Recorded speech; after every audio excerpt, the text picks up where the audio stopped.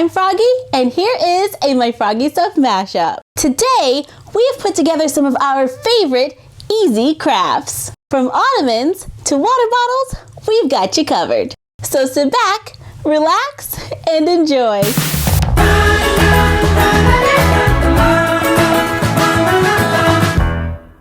On the Frog blog, Little Froggy and I made last-minute Valentine's Day cards.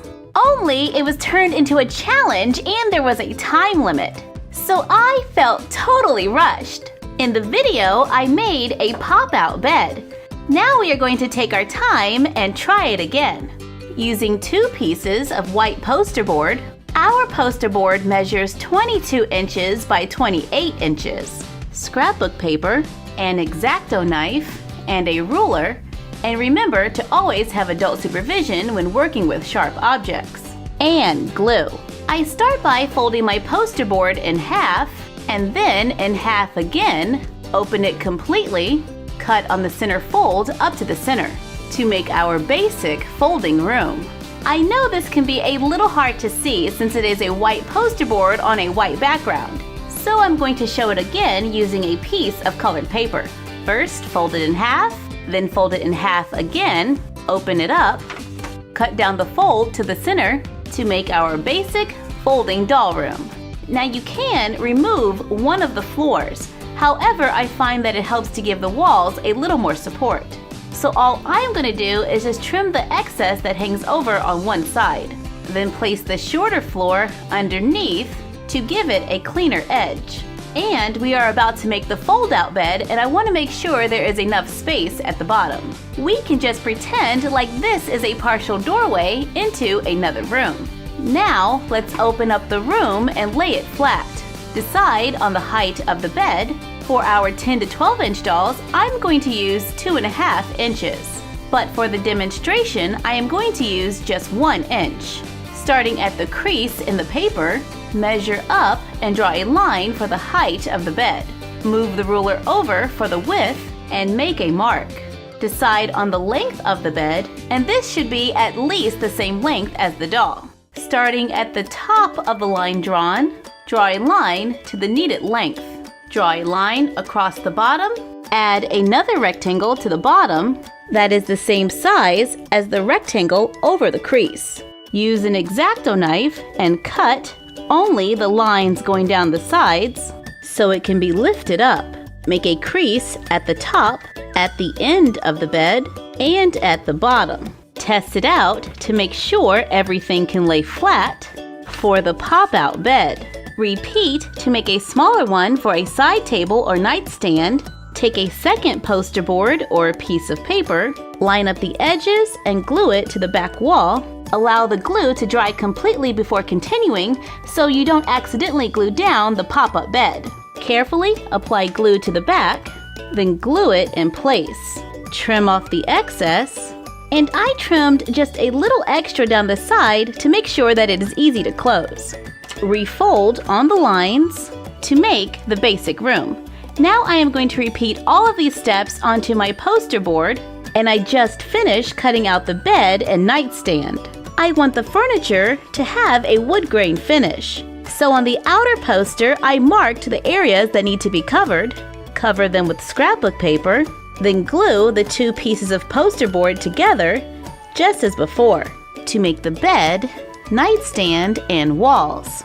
I want the bed to be able to hold the weight of my doll, so I need to give it more support. So I take the leftover poster board, cut 2 rectangles the same size as the top of the bed, stack and glue them together, then glue them onto the bed. Glue extra poster board to the front of the nightstand too, making sure to leave a little space before the bends. Cover the bed and nightstand with scrapbook paper, cut another piece of poster board, cover it, glue it above the bed for the headboard to make a pop-out bed and nightstand that can easily fold down for easy storage.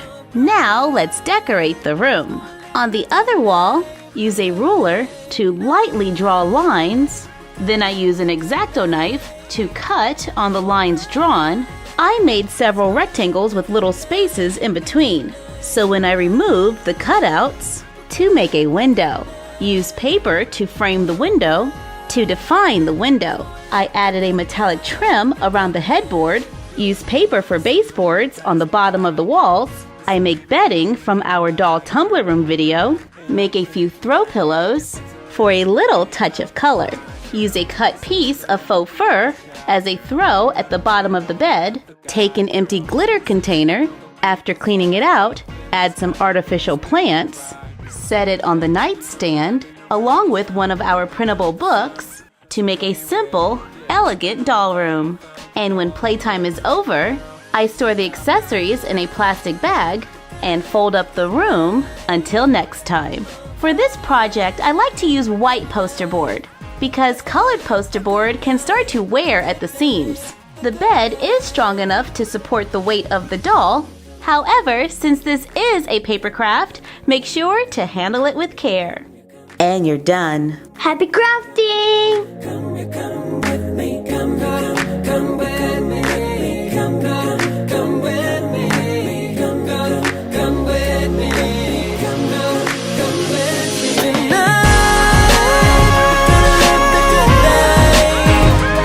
Alright, live the good life, good life. Tonight, we're gonna live the good life, good life. Alright, let's go live the good life, good life. Here is a quick craft. I am going to make a smoothie for a doll using a recycled muffin container. Silly putty, or slime, ew, and a paper clip. I start by taking an empty muffin container. On the top lid, there's usually a hole right in the center. When I open it up, I see that it makes a cone.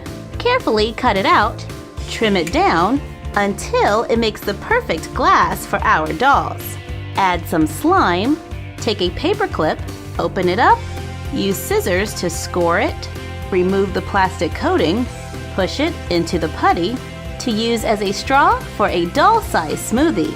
Since putty does dry out, you have to put it back in the container when not in use. And now our dolls can have smoothies whenever they like. We can switch out the putty for different flavors. Kale. Looks yummy. And we could take a small amount of putty and add some black beads, place it in the bottom of the cup, add some more putty on top to make bobas.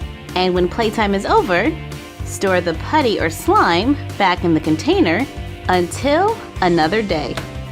And you're done. Happy crafting!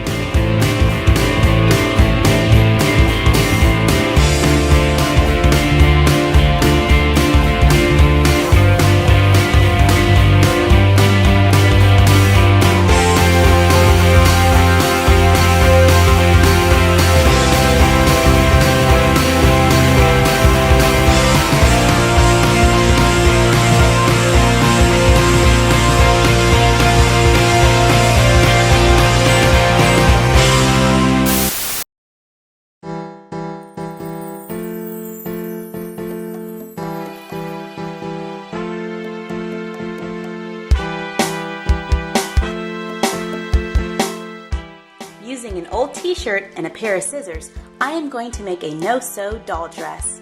Cut a large circle out of the center of your shirt. My circle has a diameter of about 13.5 inches. Then fold it in half, fold it in half again to find the center. Trim off a portion that will be big enough to allow your doll's head to pass through. Make any adjustments that you may need. Use your doll to mark where the armholes should be. Cut out a hole that is just big enough for the arm to pass through. Cut another thin strip off of your t-shirt. Pull it until it makes a cord. With upward facing arms, slide your doll into the dress through the holes. Tie the cord around her waist. And you're done. Happy crafting!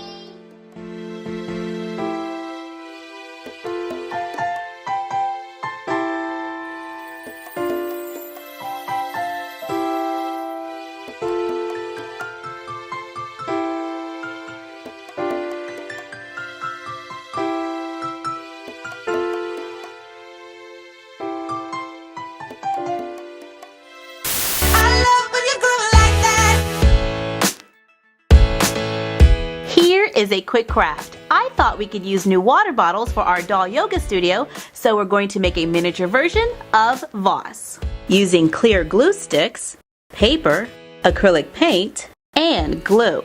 I start by cutting the end off of a glue stick. Cut thin strips of paper, glue the paper around the top, cut a small circle of paper, glue it on top, paint the top silver, then carefully paint on the letters. To spell Voss. Traditionally, Voss water has a white lettering with a gray outline. However, I chose to paint my miniature version silver because it's a little more subtle and helps to hide the imperfections in my lettering. Make more so there is plenty of water for all the dolls. Stand them up on the factory cut edge, and you're done. Happy crafting! You make me up, hey, let's go out. When I see you moving up, hey, light me up. I love when you go like that. Oh, hey, could be us. Yeah, hey, I'm just saying.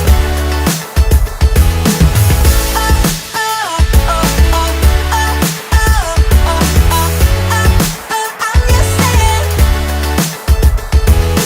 Everybody else got it going on. Everybody else got it going on.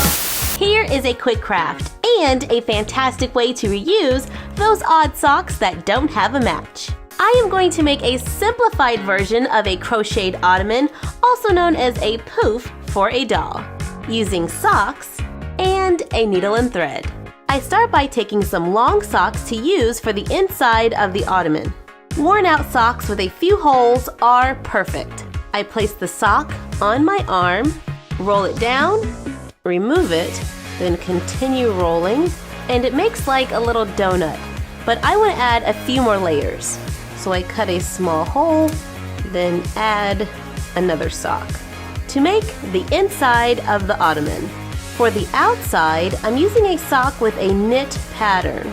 I cut off the top of the sock, turn it inside out, take a needle and thread, pull a long piece of thread, fold it in half, put the loop through the needle, tie a knot at the end to make the thread stronger.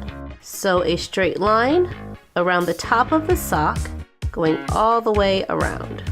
When I get back to the beginning, just put the needle right in before the knot and pull tight, making a gather.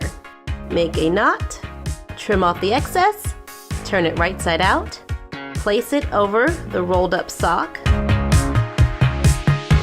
push the excess underneath to make your dolls a trendy floor cushion. Use different socks for different looks, and they don't have to just be fancy socks. We made this one completely out of gym socks. And for a larger doll like an 18-inch, we can use leg warmers to make them larger. And you're done. Happy crafting!